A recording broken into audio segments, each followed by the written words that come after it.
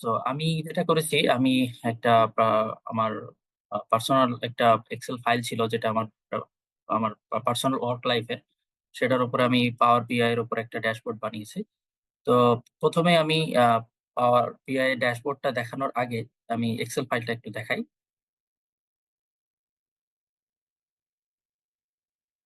এটা হলো এক্সেল ফাইলটা।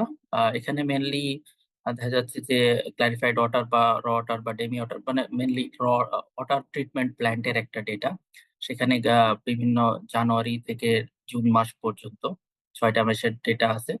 আহ, আমি মেনলি এখানে যেটা করেছি, জানুয়ারি মাস যেহেতু উইন্টার সিজন এবং জুন মাস যেহেতু সামার সিজন, তো উইন্টার সিজন এবং সামার সিজনের মধ্যে আমি একটা কম্পারিজন রেট দাঁড় করানোর চেষ্টা করেছি।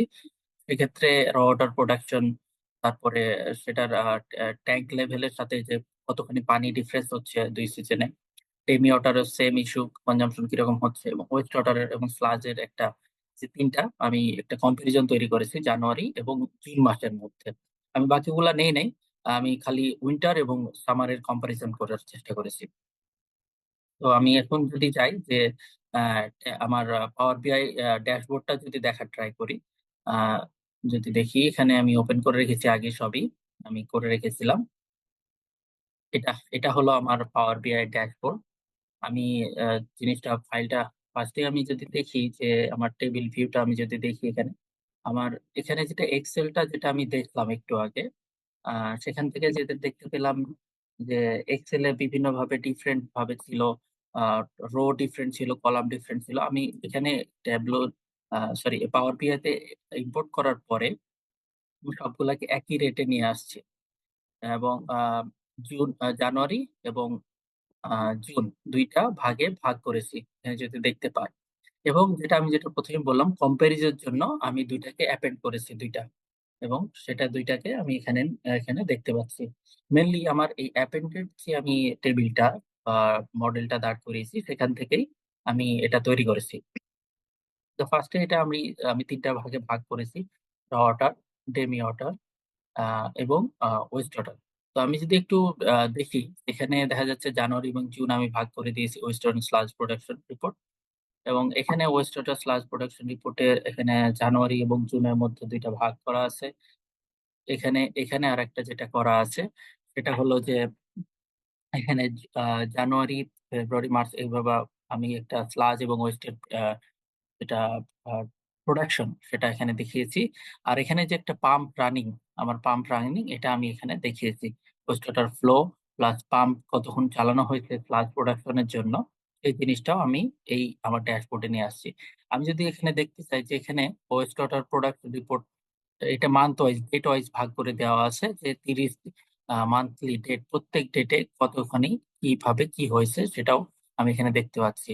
আর এখানে যেটা দেখা যাচ্ছে যে এটা জুন মাসের, এটা আমার জানুয়ারি মাসের ভাগ করা আছে, এখানে কোশ্চিনও দেখা আছে। যদি আমি এখানে দেখি যে total June West water flow কতখানি ছিল, আমি এটা এখানে দেখতে পাবো, কোশ্চিনটাও আমি এখানে দিয়ে দিয়েছি। আবার যদি আমি চিন্তা করি খালি আমি ওয়েস্ট ওয়াটার প্রোডাকশনেরটা আমি দেখতে যাচ্ছি, হ্যাঁ, তো সেক্ষেত্রে আমি যদি জানুয়ারিটা সিলেক্ট করি, জানুয়ারি মাসের ভ্যালু গুলো আমি সিমিলারলি ভাবে এখানে বিভিন্ন জায়গাতে দেখতে পাচ্ছি। শুধুমাত্র জানুয়ারি, যেহেতু আমি জানুয়ারিটা সিলেক্ট করছি, এটাই ডাইনামিক ভাবে এটা দেখাচ্ছে। সেম ভাবে জুন মাসের। তো আমি যদি আবার চলে যাই ডেমি ওয়াটারের ক্ষেত্রে, ডেমি ওয়াটারের ক্ষেত্রে আমি যেটা নিয়ে আসছি, ডেমি ওয়াটারের প্রোডাকশন এবং কনজাম্পশন দুটো এখানে দেওয়া আছে। এবং সাথে এখানে যেটা দেওয়া আছে যে ওটার ট্যাঙ্ক লেভেলটা কিরকম ছিল, ওটার ফ্লোটা কেমন ছিল, ইনলেটে মানে ট্যাঙ্কে কিরকম ঢুকেছে পানিটা, এবং সাথে ওটার কনজাম্পশনটা কেমন ছিল। সেম ভাবে এখানে কোশ্চিনও আমি দিয়ে রেখেছি, কিছু সাজেশন এখানে দেওয়া আছে, সাজেশন ভাবেও এখানে কোশ্চেন করা যাবে। এখানে জানুয়ারি জুনের টেমি ওয়াটার কনজাম্পশন দেওয়া আছে, টেমি ওয়াটার প্রোডাকশনটা দেওয়া আছে। টেমি মানে ডিমিনারেলাইজড ওয়াটার, আর এখানে র ওয়াটার মানে রিভার ওয়াটার থেকে ক্লারিফিকেশনের মাধ্যমে যে ফার্স্টে যে ওয়াটারটা তৈরি হচ্ছে সেটা।